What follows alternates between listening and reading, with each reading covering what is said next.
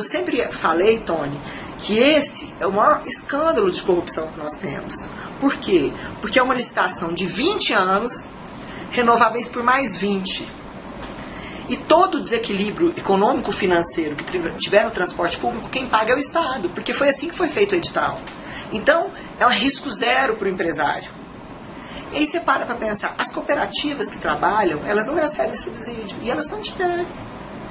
Elas não recebem subsídio. Se tem lá a tarifa é R$ 2,50 do micro-ônibus das cooperativas, ela não recebe nada do Estado. Ela vai receber só os R$ 2,50. Quando você vê uma passagem de ônibus custando R$ 3,50, o Estado por trás está pagando R$ 4,00. Vai pagar 5, deve estar pagando 6. Por quê? Porque a tarifa técnica, como foi montada essa licitação, ela é uma tarifa técnica maluca, desequilibrada. Para roubar. Para roubar para o empresário. Explora. E aí, quando eu assumi a Câmara, eu acho que cumpri todos os meus compromissos. Eu tinha 2 compromissos, porque nós fiscalizamos muito 2 áreas, que era a área da saúde e a área do transporte.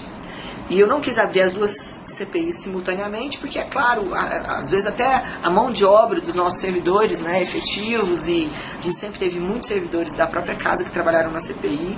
Então a gente trabalhou primeiro a CPI do transporte, né, eu sou autora requerente da CPI, o Raimundo requereu junto comigo, e quando você é presidente, você não pode ser membro, né, o regimento te veda de participar de qualquer comissão, até comissão temporária.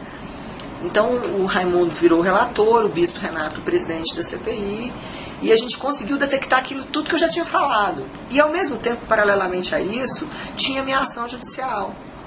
E é engraçado, né, porque assim, a gente sabia que tinha muita coisa errada, mas a CPI revelou mais detalhes ainda daquele conhecimento que a gente já tinha buscado.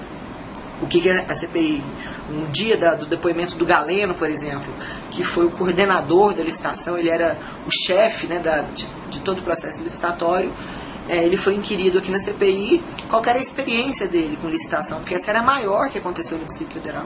Ele falou que ele nunca tinha feito nenhuma, mas que ele era militar, que ele era bem mandado.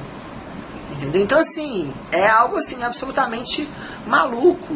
E por que você acha que Hollenberg não comprou, não ficou do lado dessa bandeira da moralidade do sistema? Porque eu acho que as pessoas estão nesse mesmo esquema de corrupção do governo passado. Qual que é, né, a minha suspeita? O Marcos Dantas estava na Câmara, sabia da confusão que tem. A gente sabe a pressão que é esses empresários do transporte, o quanto de dinheiro que rola nisso. Ele saiu daqui, assumiu a Secretaria de Mobilidade sabendo de tudo isso, mas não teve coragem de mudar. Entendeu? Na minha visão política, eu acho que o sistema de corrupção continua. Entendeu? Porque eles não tiveram coragem de cortar esse laço. Entendeu? Cortar esse laço. E aí o pior, eu ganhei a ação judicial. A ação popular, eu ganhei. Aí era o instrumento que o Hollenberg precisava. Olha, tem uma ação judicial aqui mandando eu anular o certame e fazer um outro. A gente tinha que ter o melhor transporte pelo menor preço. A gente tem o pior transporte pelo maior preço. E aí, eu inclusive à época dei um telefonema para ele, falei, governador, não dá para o senhor recorrer dessa decisão, é muito ruim, o senhor sabe que isso é um escândalo de corrupção. Pois eles foram e recorreram.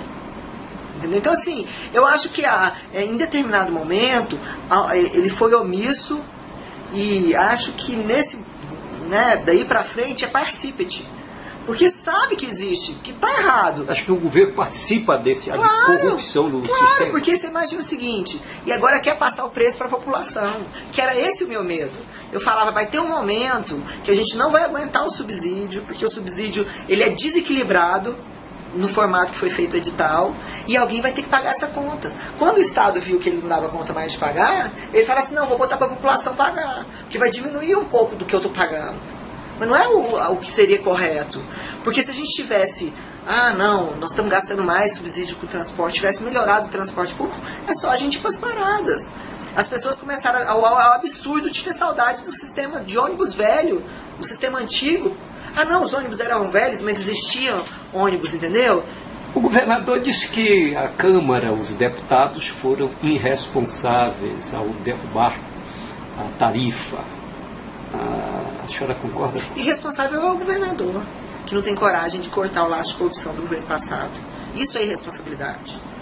Entendeu? Isso é muita irresponsabilidade. Nós fomos muito responsáveis. Não dá para ele falar que ele não sabia. Entendeu?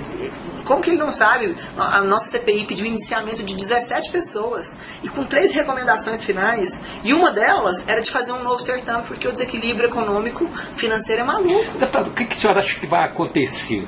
A justiça vai derrubar a Eu não acredito, de verdade, se a gente for olhar o processo que está acontecendo no Brasil como um todo, o judiciário tem muita sensibilidade quando a população inteira está envolvida. Entendeu? Eu acho que o meu sentimento, né, eu acho que quando até o governador vai para a frente da televisão e diz que tem certeza que o judiciário vai dar a vitória para ele, eu não tenho certeza de nada. Mas o meu sentimento é que o judiciário tem se posicionado sempre ao lado da população. Ele não pode dizer que tem o judiciário no bolso. Não, isso é absurdo se ele falar uma coisa dessa, né? Eu acho que ele, inclusive, ofende o judiciário quando ele coloca... Ele diz que tem certeza, ele já está ofendendo. Ele está ofendendo. É como se ele soubesse antecipadamente de uma decisão.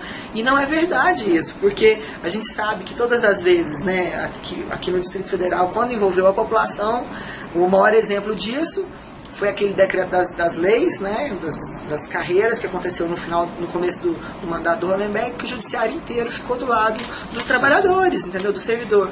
Então, assim, eu acho que o caminho que ele deveria trilhar agora era chamar as empresas, falar: eu vou suspender esse certame, vou fazer um outro, porque eu não dou conta de pagar o equilíbrio.